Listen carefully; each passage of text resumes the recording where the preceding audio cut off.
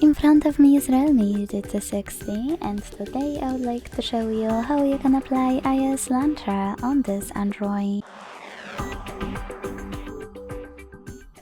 Begin by opening your device's Play Store and getting free app called OS 18 Launcher from Launcher Studio Developer.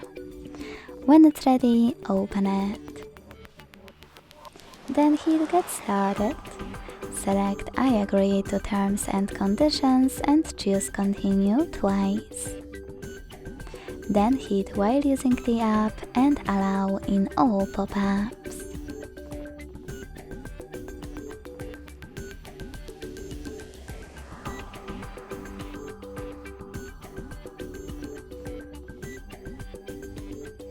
Following that, tap on Set as Default at the top, tap on iOS Launcher and wait. As you can see, Apple Layout was applied successfully on my device. To switch between your layouts, you can always do that by going back into the same app, tapping Set as Default and choosing System Launcher.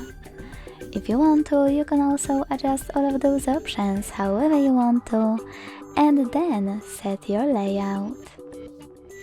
Thanks so much for watching. If you enjoyed this video, leave a like, comment and subscribe. Bye!